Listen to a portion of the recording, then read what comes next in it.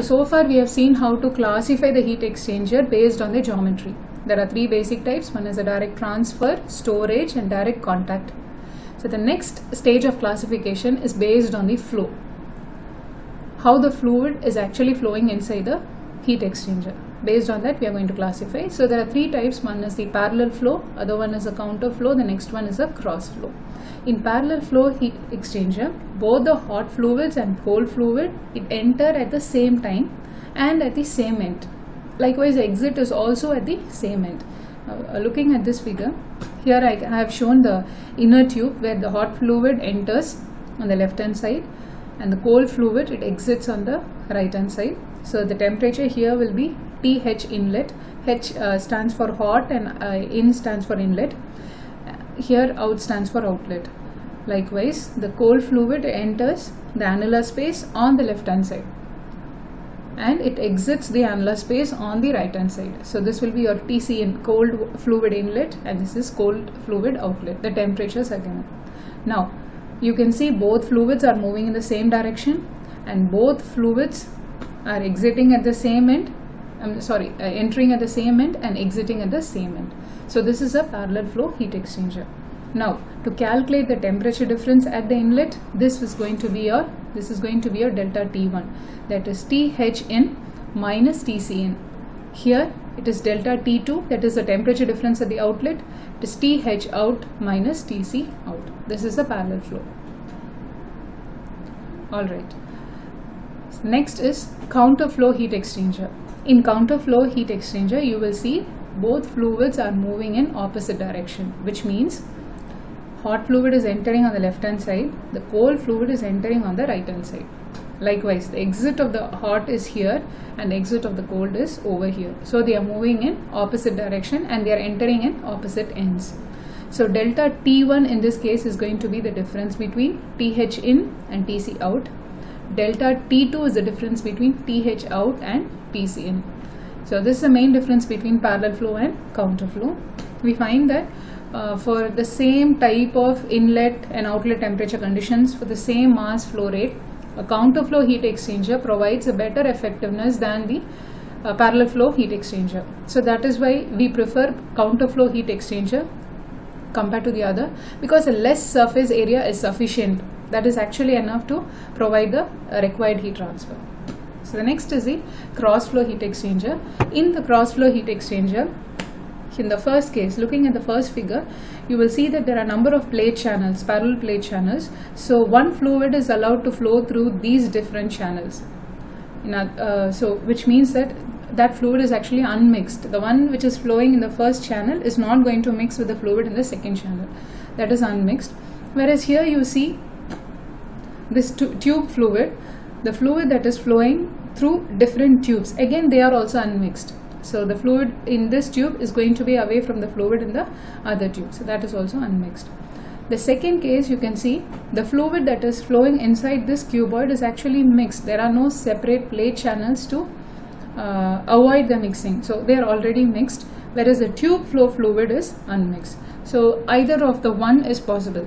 We can either use both fluids unmixed or one fluid mixed and one fluid unmixed in a cross flow heat exchanger. So the main difference between the flow of fluid is the direction of fluids are perpendicular to each other. One fluid is flowing in the x-axis and other fluid is flowing in the z-axis. So I can say the movement of the fluids are in perpendicular direction to each other. So this is a cross flow. So these are the three main classification based on the flow direction. So the next is, this would be the next topic, that is overall heat transfer coefficient. Whenever we are going to design a heat exchanger, actually analysis part is quite tedious. I'll tell you why. Just look at this figure. Here you can see the hot fluid inside this pipe. This is the wall, and here you can see the cold fluid in this annulus region. So coming to the heat transfer mode, from the hot fluid to the wall, it is purely by convection. Heat transfer is by convection. And through the thickness of the wall, the heat transfer is by conduction. And from the wall to the cold fluid that is outside this wall, that is through the annulus, it is going to be convection. So there are two convection phenomena and one conduction phenomena. So when every time we design a heat exchanger, we'll have to consider all these three phenomena, calculate the heat transfer. So it's going to be quite tedious. So what we do is we are going to formulate the overall heat transfer coefficient and just take that single factor into account each time we design. Okay. So the resistance for this wall is natural ln of d naught by di by 2 pi kl.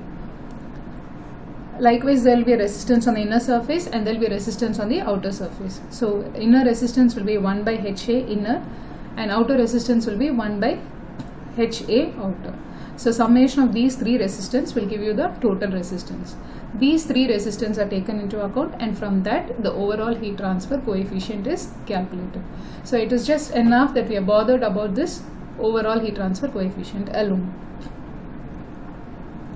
Next, after designing a heat exchanger and when it is put on for a long-term performance, at some time we notice that the performance is not up to the mark.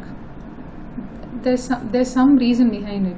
So that is called as fouling. Fouling are nothing but accumulation of deposits on the surface of the tubes, which is going to increase the resistance to heat transfer. So this is called as fouling. So this happens only when it is on a repeated use for a long period of time. So how to reduce this effect of fouling? For that we are going to introduce a fouling factor called as RF. So whenever design is going on, this RF will also be taken into account and all other parameters, that is its effectiveness calculation, will be done. So coming to the types of fouling, there are two types. One is chemical fouling and other one is corrosion fouling.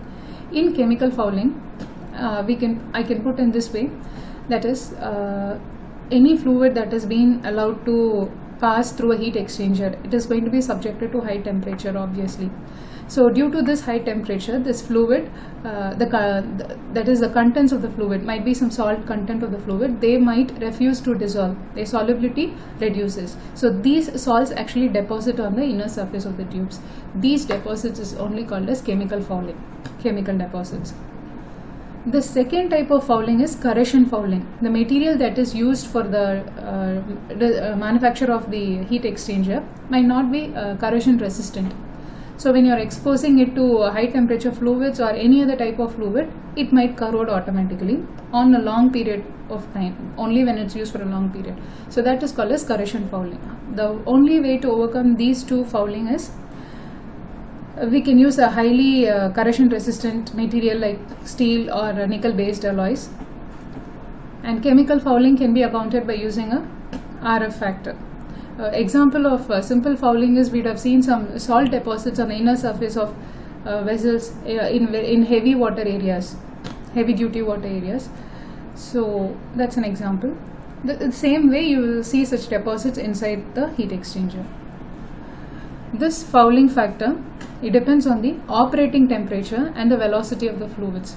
Whether the temperature of the fluid is high and whether it's flowing at a high velocity or low velocity, as well as the length of service, how long the heat exchanger is being used. So with increasing temperature, the fouling will definitely increase. With less velocity, with decreasing velocity also, the fouling will definitely increase. The next topic is analysis of heat exchanger. So why we are going to do this analysis? First we should know, suppose a specified temperature range is given to us. When I say specified temperature range, the inlet conditions of hot fluid and cold fluid is given, outlet conditions of hot fluid and cold fluid is also given. So what will be the this is given, and which type of heat exchanger will perform better for and also the mass flow rate will be given. So known data will be the specified temperature range, mass flow rate. So what type of heat exchanger will give a good heat transfer rate? For that case, we need to do the analysis of heat exchanger. This is one point. The other one is only the inlet conditions are given. That is, the inlet temperature of hot fluid and cold fluid will be given. Mass flow rate will be given. We do not know what will be the specified outlet temperature. So for the specified outlet temperature, unknown, and we also do not know what type of heat exchanger will actually satisfy this.